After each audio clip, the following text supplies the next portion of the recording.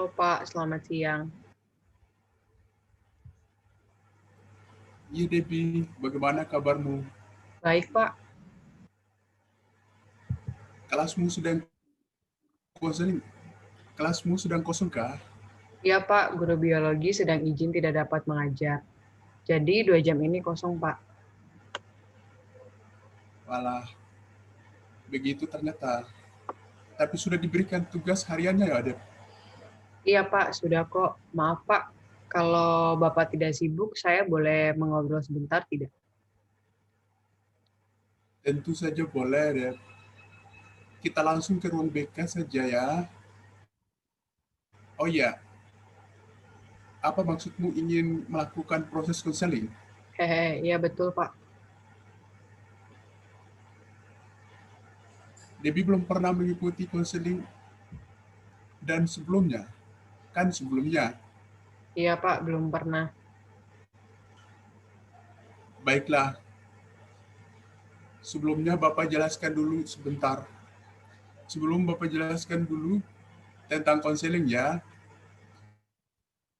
Jadi, konseling merupakan proses pemberian bantuan secara profesional yang diberikan oleh konselor kepada konselingnya guna membantu konseli dalam menemukan jalan keluar atas permasalahannya.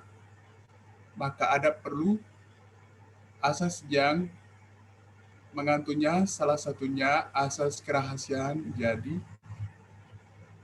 Debbie tidak perlu mengkhawatirkan permasalahan. Debbie akan tersebar karena Bapak tidak berhak untuk membagikan privasi Debbie pada orang lain. Dan Bapak ingin bertanya, apakah kamu sudah di dalam ruang sendirian dan sudah mengunci pintu agar proses ini tidak terganggu? Iya Pak, saya berada di ruangan ini sendirian dan tidak ada orang lain Pak. Baiklah Debbie, saat ini kamu boleh menceritakan hal-hal apa saja yang membebani, mengganggu pemikiranmu, serta sangat membebani dirimu sekarang ini. Begini Pak, saya merasa kecewa dan sedih. Merasa kecewa, merasa sedih. Iya Pak, saya merasa kecewa dan sedih dengan kedua orang tua saya. Oh, begitu rupanya. Kalau Bapak boleh tahu, memangnya apa yang menyebabkan kamu merasa kecewa terhadap kedua orang tuamu? Saya merasa sejak saya memiliki adik, kedua orang tua saya selalu suka menyuruh saya. Dan jika adik saya menangis, pasti saya yang akan kena marah oleh kedua orang tua saya. Dan di rumah saya selalu merasa sendiri, seperti tidak ada satu orang pun di rumah yang mendukung saya. Baik, Bapak paham apa yang kamu rasakan. Apakah Bapak boleh mengetahui kamu berapa bersaudara? Begini Pak, saya itu anak nomor 2 di keluarga. Tadinya saya menjadi anak terakhir selama 5 tahun. Dan pada saat saya berumur 5 tahun, ibu saya hamil dan lahirlah adik saya. Sejak saat itu, ibu saya selalu diminta oleh ibu saya untuk mengalah dengan adik saya. Dan jika saya berantem dengan adik saya, walaupun adik saya yang menyebabkan berantem tersebut, saya disuruh mengalah oleh kedua orang tua saya.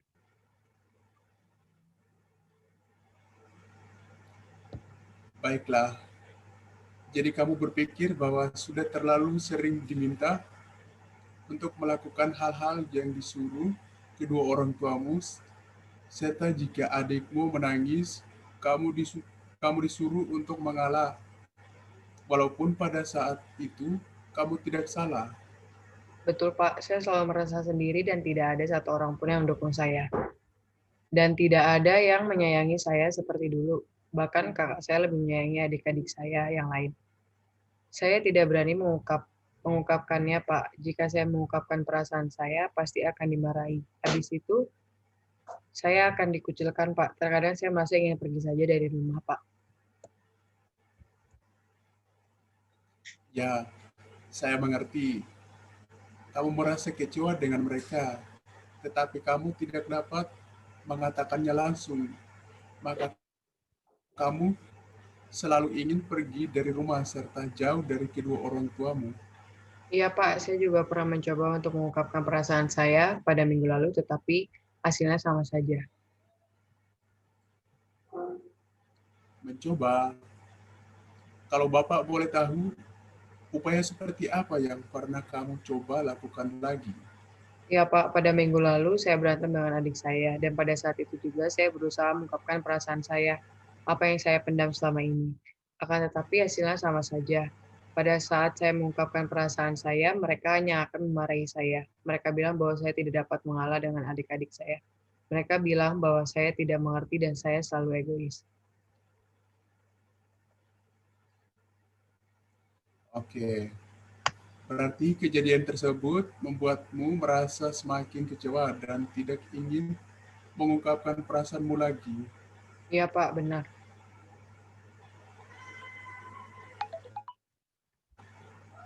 Baik, kita kembali hal yang kamu ceritakan kepada saya, di mana kamu bilang bahwa pada saat adik melahir, kamu mengalami perubahan yang sangat besar dan sangat berpengaruh pada kehidupanmu selama ini. Coba jelaskan bagaimana maksudnya. Iya Pak, saya masih ingat bagaimana perilaku kedua orang tua saya kepada saya pada saat adik-adik saya belum lahir. Mereka sangat selalu menyayangi saya. Bahkan jika saya berantem dengan kakak saya, kedua orang tua saya selalu memarahi kakak saya. Dan saya menikmati masa tersebut di mana saya menjadi anak terakhir. Akan tapi semenjak saya memiliki adik, rasanya sangat berubah 360 derajat, di mana selalu saya dimarahi oleh orang tua saya. Setelah saya selalu diminta untuk mengalah dan mengerti adik-adik saya. Saya selalu disuruh untuk melakukan sesuatu seakan saya tidak penting dan hanya disuruh-suruh saja. Kadang kalau tidak salah paham, tidak salah tangkap, kamu berpikiran bahwa kamu tidak penting itu pada saat adik-adikmu lahir. Ya Pak, betul. Lalu apa yang kamu rasakan jika berada di rumah? Rasanya sangat tidak enak, Pak, melihat mereka tertawa bahagia tanpa memikirkan apa yang saya rasakan. Terkadang saya memilih untuk langsung masuk kamar dan menyendiri jika saya keluar dari kamar, dan saya takut jika saya harus dimarahi dan dibilang tidak dapat mengerti adik-adik saya.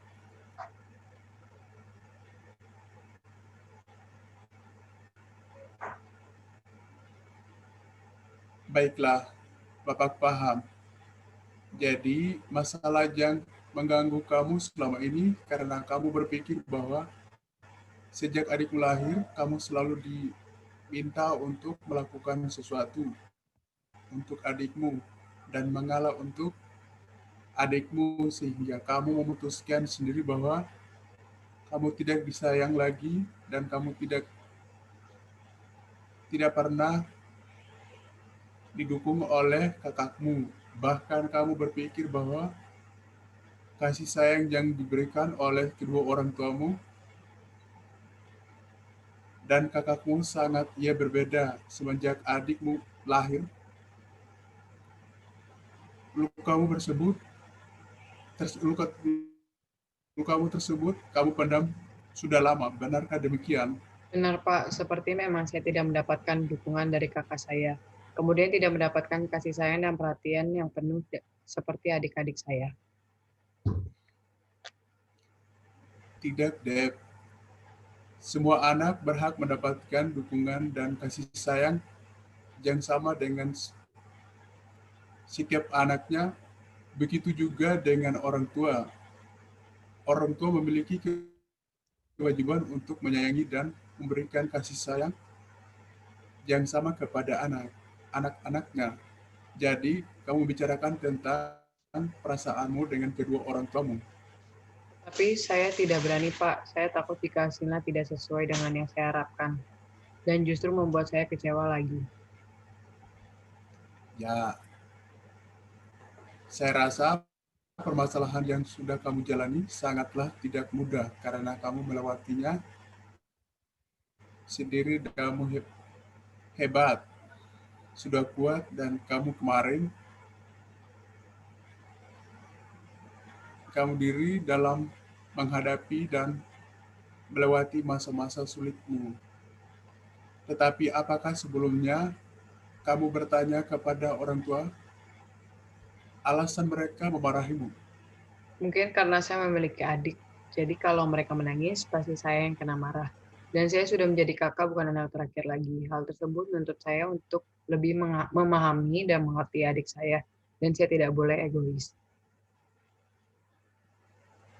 Bapak yakin kamu dapat menyelesaikan masalahmu ini. Akan tetapi, tidak benar jika kamu menyimpulkan sesuatu yang belum benar faktanya. Maksud Bapak, kamu harus memperbaiki asumsimu mengenai kedua orang tuamu, di mana kamu berpikir bahwa mereka tidak menyayangimu, bukan kamu belum mengkonfirmasi pemikiranmu itu kepada orang tuamu. Dan Bapak menganggap pemikiranmu yang negatif itu ada karena rasa kecewa dan sakit hatimu yang amat dalam. Apakah kamu memikirkan hal yang sama? Jadi maksud Bapak sebenarnya kedua orang tua saya sangatlah sayang kepada saya. Berikan kepadamu karena mereka memiliki caranya sendiri. Dapatkah kamu menyebutkan apa saat yang dilakukan kedua orang tuamu kepada kepadamu hingga saat ini? Ayah atau ibu saya terkadang bergantian untuk mengantar dan menjemput saya dari sekolah. Dan terkadang mereka memberikan sesuatu yang saya inginkan dengan mudah. Tidak seperti kakak saya yang harus menunggu untuk mendapatkan sesuatu yang ia inginkan. Apakah seperti itu yang Bapak maksud? Ya, betul sekali. Coba kamu berpikir apakah itu semua termasuk bentuk kasih sayang yang orang tuamu berikan kepadamu. Betul Pak, apakah mungkin selama ini saya tidak menyadarinya dan tidak pernah mensyukurinya? Tidak apa-apa, Deb, karena ini masih dalam batas wajar dan manusiawi. Selanjutnya, mari kita menilai kira-kira mengapa orang tuamu melakukan hal tersebut. Saya tidak mengetahuinya Pak.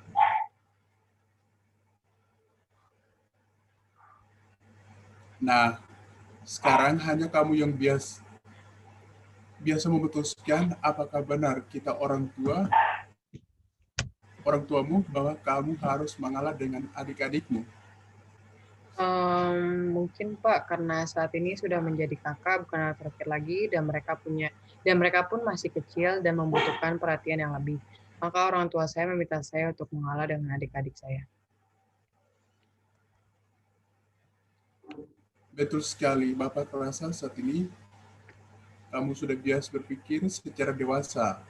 Setelah ini, apakah kamu sudah mulai menemukan inti dari permasalahanmu ini serta jalan keluarnya?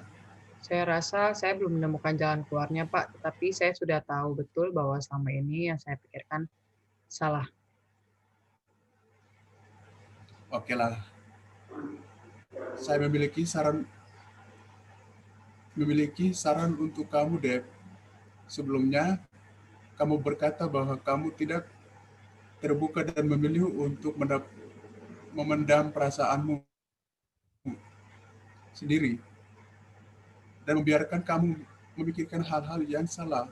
Nah, dari sini saya rasa bahwa kamu harus lebih terbuka dengan kedua orang tuamu dan kamu mengungkapkan apapun yang kamu rasakan dan kamu harus mengetahui alasan mengapa hal tersebut terjadi sehingga kamu tidak memikirkan hal-hal yang negatif karena akan seperti ini terus dampaknya jika kamu tidak terbuka dan terusan memendam perasaanmu dan hal ini akan terus menyakitkanmu dan menjadi luka yang dalam. Maka dari itu, Bapak ingin kamu ke depan, kamu ke depannya lebih terbuka ke depannya dan tidak memendam perasaanmu lagi. Ya pas saya sangat menyesal karena sudah berpikir yang salah dan negatif tentang kedua orang tua saya. Kakak saya, dan saya merasa kehilangan kesempatan untuk merasakan bahagia selama ini karena sudah memendam perasaan ini sejak lama. Baik, sekarang silakan kamu meninjau langkah yang harus kamu lakukan ke depannya. Mulai saat ini saya tidak perlu khawatir lagi karena saya sudah yakin bahwa kedua orang tua saya menyayangi saya dan mereka memiliki cara tersendiri untuk menunjukkan kasih sayang mereka kepada saya. Dan saya akan mencoba untuk lebih terbuka dengan keluarga saya dan saya akan memulai terlebih dahulu dengan kakak saya.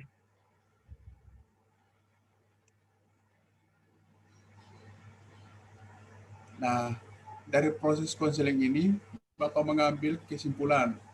Kamu berpikir bahwa kedua orang tuamu tidak sayang kepada dirimu. Justru mereka lebih menyayangi adikmu. Dan hal ini mulai terjadi pada saat adikmu lahir. Dan seiring berjalannya waktu, kamu jadi lebih sering diomelin dan diminta untuk mengalah. Dan hal tersebut membuat kamu tambah yakin bahwa kedua orang tuamu tidak menyayangi kamu.